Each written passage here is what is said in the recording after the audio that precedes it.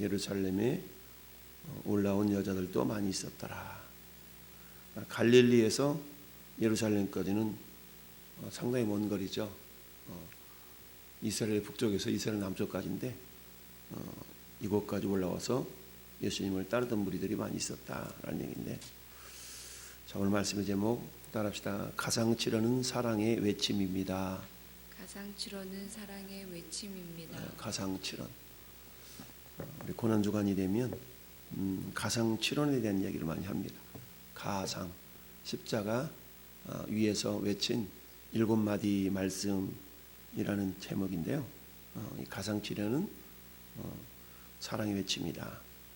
그 가운데 오늘 마가복음에 나타내는 말씀은 네 번째 말씀인데요.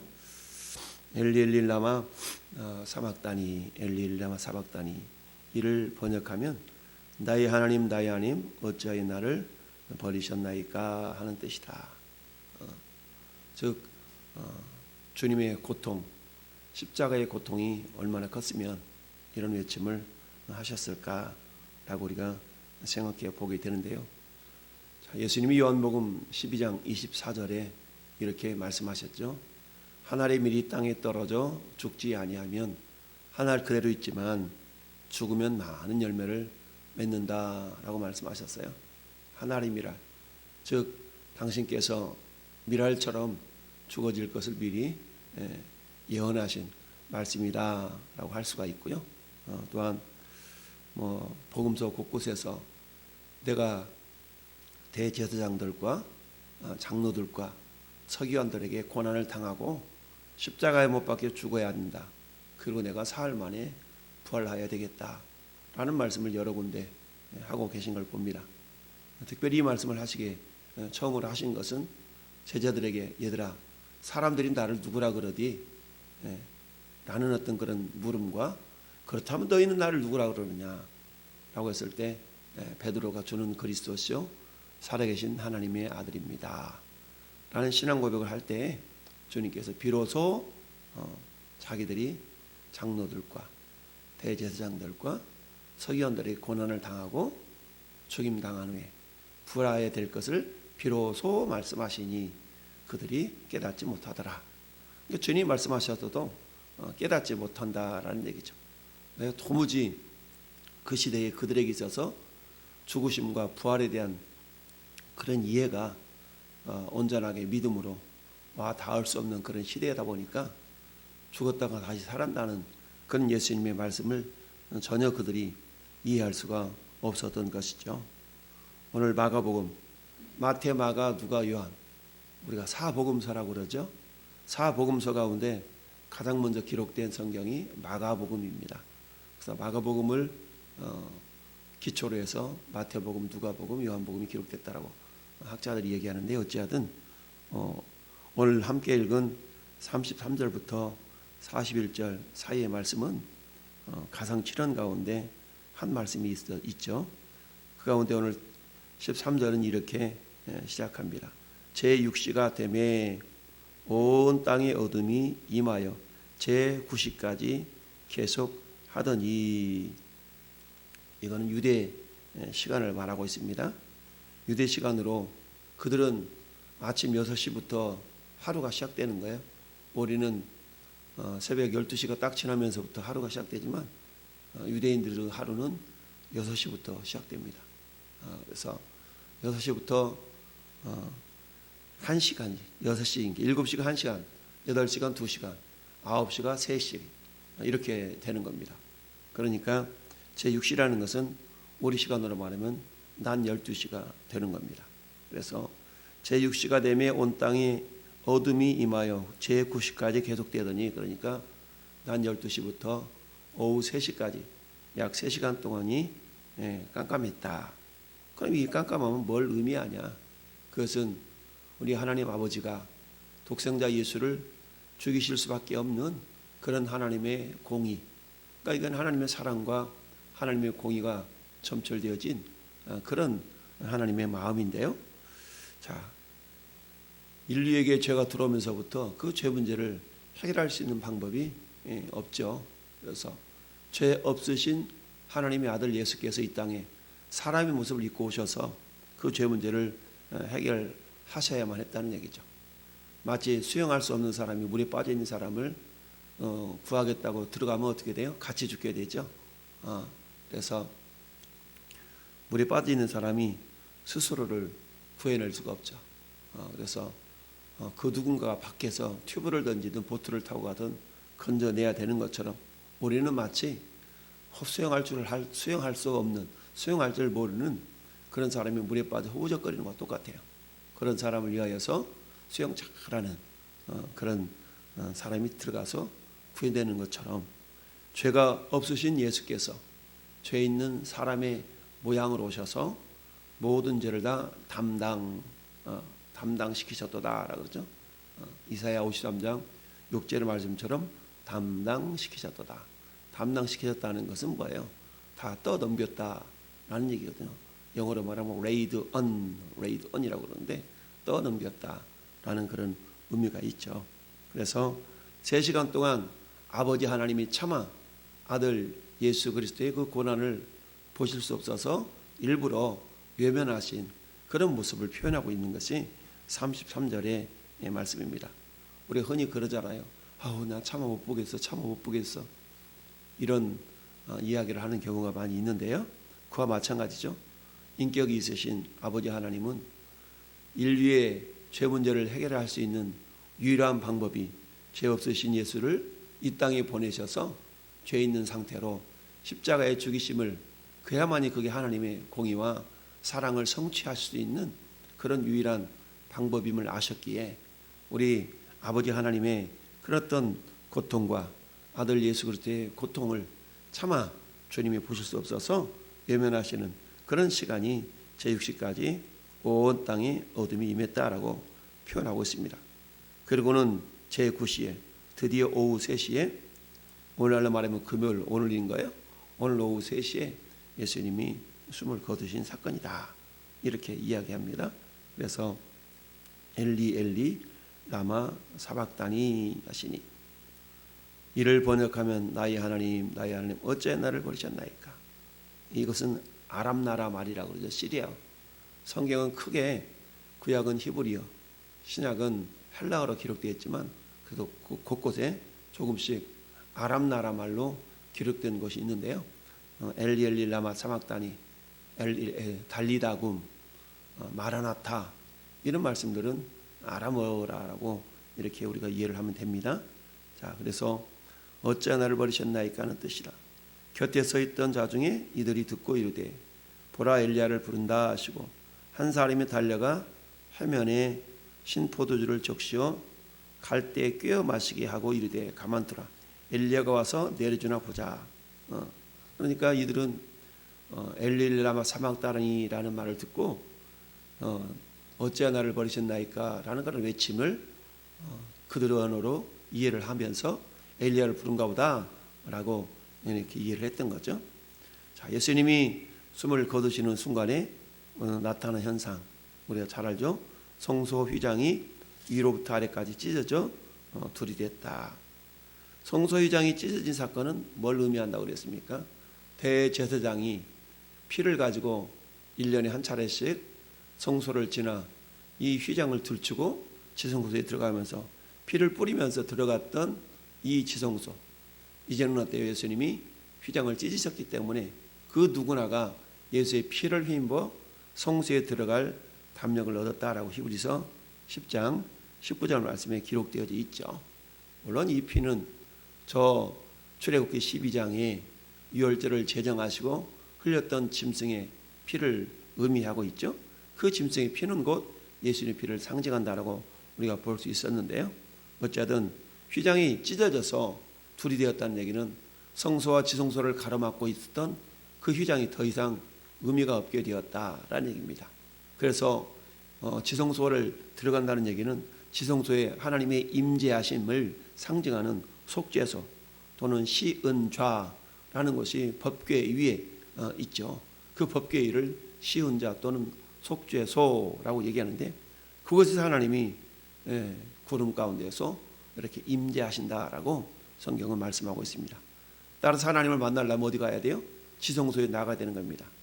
그러니 그 누구도 하나님을 만날 수 없고 오직 대제사장만이 1년 한 차례씩 하나님을 배울 수 있도록 지성소에 들어갔던 것인데, 근데 반드시 지성소에 들어가기 위해서는 그들이 향연을 가지고 가고 그 다음에 피를 가지고 가고 이렇게 가지고 들어가야만 했었던 거죠. 저런 예수님이 숨지시면서 위로부터 아래까지 찢어져 둘이 되었다. 그러자 예수를 향하여 섰던 백부장이 그렇게 숨지심을 보고 이르되 이 사람은 진실로 하나님의 아들이었도다 하더라. 하나님의 아들이었다. 그동안 부정했던 네가 어떻게 하나님의 아들이야, 네가 어떻게 하나님이야 라고 하면서 십자가에 못 박혀 했던 이들이 비로소 하나님의 아들이다. 결국 하나님이란 얘기죠 라고 인정할 수밖에 없었다라는 얘기죠. 그러면서 많은 여자들이 예수님께 와서 아픔과 슬픔과 고통을 함께 고백하고 있는 것이 오늘 본문의 내용인데요. 특별히 가상치료는 사랑이다 라고 했는데, 예수님이 첫 번째 외쳤던 마디는 누가복음 23장 34절의 말씀인데요. 예수께서 이르시되 아버지여 저들을 사하여 주옵소서 자그들이 하는 것을 알지 못함입니다.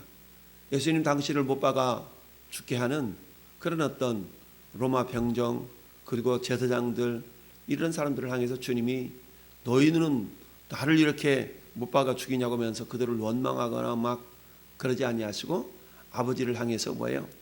저들의 죄를 용서해 달라고 라고 저들을 사해 달라고 기도하는 것을 보게 됩니다. 자, 예수님이 죽기까지 죄인을 용서하시는 그 사랑의 마음을 모습을 보게 됩니다. 그래서 예수님은 나타난 사랑이다라고 그랬죠.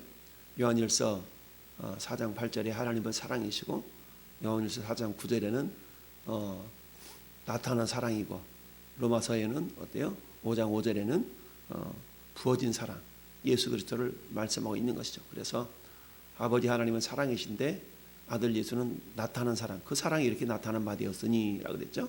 그리고 그 사랑을 성령으로 우리 마음 가운데 부어주셨기 때문에 부어진 사랑이다 라고 이야기할 수 있습니다. 그래서 십자가상에서 첫 번째 외쳤던 마디가 저들을 사해야 될 날은, 그런 십자가상에서도 인류 구원을 향한 용서의 마음을 주님께서 보여주셨다라는 거고요. 두 번째 말씀은 누가복음 23장 43절 말씀으로 예수께서 이르시되 내가 진실로 내게 이르노니 오늘 내가 나와 함께 낙원에 있으리라 라는 말씀이죠. 한편 강도, 왼쪽 오른쪽에 있었던 그 강도, 그 가운데 한편 강도는 네가 하나님의 아들이거든 내려와서 너도 구원해보고 우리도 좀 구원해봐라 라고 예수님을 모욕했지만, 그러나 다른 한편 강도는 어때요? 야 우리는 이렇게 십자가 못 박히는 것이 당연하지만 저 양반은 그럴 일이 없어 라고 예수님을 변호하는 그 모습을 보면서 당신이 나라 임할 때에 나를 기억하소서 라고 구원을 호소하고 있죠. 그때 예수님이 오늘 내가 나와 함께 낙원에 있으리라 라고 말씀하시면서 그 강도를 마지막 순간까지 구원하시는 그런 사랑의 마음을 알 수가 있다라는 거고요. 세 번째 말씀은 요한복음 19장 27절에 또 그 제자에게 이르시되 보라 내 어머니라 하신데 그때부터 그 제자가 자기 집에 모시니라 라고 하고 있습니다. 죽기에 이르러서도 자기 육신에 모친 마리아를 이렇게 챙기는 그런 모습을 봅니다. 그러니까 효를 다하는 그런 예수님의 그 사랑의 마음을 볼 수가 있는 것이죠. 여러분, 내가 죽을 지경에 있으면 그 인간의 본성은 뭡니까? 내가 죽을 지경에 이르는데 뭐가 보이겠어요? 그러나 그 상황 가운데서도 예수님은 자기 모친 마리아의 앞날을 걱정하면서 자기가 사랑하는 제자 요한에게 자기 어머니를 맡기는 그런 것을 보게 되고요. 네 번째 오늘 본문의 말씀이죠. 그렇습니다. 지극한 고통 속에서도 아버지의 사랑을 이렇게 간구하는 그런 주님의 마음을 볼 수가 있는 거고요. 다섯 번째 말씀은 요한복음 19장 28절에 그 후에 예수께서 모든 일이 이루어진 줄을 아시고 성경을 응하게 하리 하사 이르시되 내가 목마르다 하시니, 그러니까 예수님이 그야말로 고통 가운데 물과 피를 다 쏟으셨으니까 얼마나 갈증이 나겠어요. 사람이 피를 흘리면은 목이 마르지 않습니까? 그러니까 우리 인류의 모든 죄를 향한 그런 피, 물을 다 쏟으셨기 때문에 그 사랑의 헌신, 그것을 온전하게 우리에게 쏟으셨기 때문에 목이 마르다라고 말씀하고 있는 겁니다. 결국 남김없이 우리에게 부어주신 그 사랑을 우리가 엿볼 수가 있는 것이고요. 여섯 번째 외침은 요한복음 19장 30절에 예수께서 신포도주를 받으신 후에 이르시되 다 이루었다 하시고 머리를 숙이니 라고 말씀하고 있죠. 다 이루었다. 이제 주님이 지상사역을 완성하시는, 그게 결국 십자가의 죽으심 아니겠어요? 다 이루었다 라는 말은 한마디로 말하면 이게 상업적인 용어인데요. 어떤 상인에게 내가 물건을 외상으로 가져갔어요. 그럼 물건값을 갚아야 되잖아요. 그러면 어때요? 그 물건값을 이제 할부로 이렇게 갚다가 마지막으로 다 갚고 나면 그때서 그 상인 외치는 겁니다. 테텔레스타이, 이게 내가 다 이루었다라는 뜻이거든요. 그러니까 주님이 다 이루었다는 얘기는 모든 인류의 죄 문제를, 모든 인류가 죄를 지었기 때문에 죄의 값은 사망이라, 죄에 대한 그런 대가가 있거든요. 사망인데 그 대가를 모든 죄인들이 짊어지는 것이 아니라, 갚아야 되는 것이 아니라 예수님이 대신 갚으셨다는 선언입니다. 그래서 내가 다 이뤘다라는 것은 모든 인류의 죄를 내가 다 갚았다라고 하면서 상인에게 졌던 모든 외상값을 마지막으로 다 갚으면서 외친 외마디 테텔레스타이라는 그런 외침을 예수님이 하신 겁니다. 그리고는 어때요? 마지막 일곱 번째 말씀이 예수께서 큰 소리를 불러 이르시되 아버지여 내 영혼을 아버지 손에 부탁하나이다. 누가복음 23장 46절 말씀인데요. 이렇게 말씀하시고 숨을 거두셨다라는 얘기입니다. 아버지 손에 부탁합니다. 내 영혼을 아버지 손에 부탁합니다. 자기의 영혼을 책임지실 영원하신 아버지 하나님께 이렇게 맡기는, 예수님이 이 땅의 삶 자체가 아버지의 뜻을 온전히 이루시는 그런 어떤 순종의 삶을 사셨던 분이 예수님 아닙니까? 자, 오늘을 성금요일이라고 얘기합니다. 예수님이 십자가에서 고난받으시다가 숨을 거두시는데 오후 3시에 숨을 거두시고 사흘 만에 다시 부활하시는 그런 날을 성금요일이라고 이야기를 하는데, 어찌하든 주님이 십자가상에서 외쳤던 7마디의 말씀은 결국 사랑의 외침이다라는 것입니다. 그 사랑은 아버지를 향한 사랑이요, 또한 그 외침은 자기 모친을 향한 사랑이요, 그 사랑은 모든 인류의 구원을 위한 그 사랑의 외침이다라는 얘기입니다. 따라서 저나 여러분들은 이미 그 주님의 사랑을 받은 자요, 지금도 받고 있죠. 지금도 그 사랑 받고 있지요. 우리 주님의 사랑이 영원하죠. 영원한 그 사랑을 우리는 지금도 받고 있습니다. 그렇다면 오늘 한 날 우리가 해야 될 일은 뭐겠습니까? 주님의 그 지극한 사랑을 기억하면서, 그렇다면 내가 이 사랑을 어떻게 보답할꼬? 우리 하나님 우리에게 사랑을 베푸시는 분, 은혜를 베푸시는 분. 그래서 하나님은 시은자, 베풀 시 은혜의 은자. 그래서 우리 하나님은 시은자라고 얘기를 하죠. 이에 반면에 사람은 그 은혜를 받은 자, 그 은혜를 받은 자로서 어떻게 내가 그 하나님의 은혜를 보답할꼬 하는 마음으로 보은자라고 얘기합니다. 그래서 오늘 하루도 우리가 보은자의 삶을 살아가되, 오늘 7마디의 말씀 가운데서 우리에게 감동이 되는 말씀들이 사람마다 다 다르게 나타날 수 있습니다. 그래서 다 이루었다. 그래 주님 다 이루었다. 제가 카톡의 말씀에 딱 표지로 삼고 있는 말씀이 다 이뤘다라는 테텔레스타이라는 말씀을 항상 적어놓고 있는데요. 오늘 한 날도 저는 여러분들이 그 주님의 사랑을 이렇게 증거하고 흘려보내는 축복의 통로로 살아갈 수 있기를 예수님 이름으로 축원을 드립니다. 아멘.